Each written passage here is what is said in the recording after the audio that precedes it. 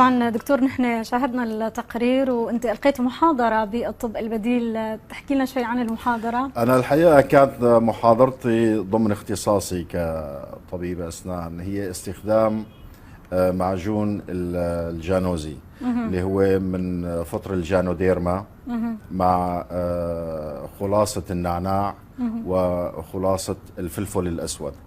الحقيقة أنا من تجربتي كطبيب ومراقبتي للمرضى اكتشفت أنه يعني هذا المعجون له قابلية هائلة في مساعدة اللثة في البداية على تهدئة العوارض الحامية.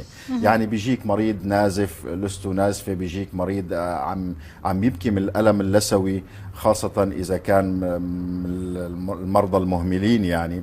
لذلك النقطة الأساسية اللي بيشتغل عليها مركب الجانوزي اللي مستخلص من فطر الجانوديرما هو التهدئة لهالعوامل الحادة. النقطة الثانية هو بيعمل بيسكر الفراغات او الخلل اللي بيقوم في بعض المخابر الاسنان الغير يعني الغير اختصاصيه بشكل عالي. بيخلي اللثه تاخذ اللون الوردي، اللون الزهري الصحي.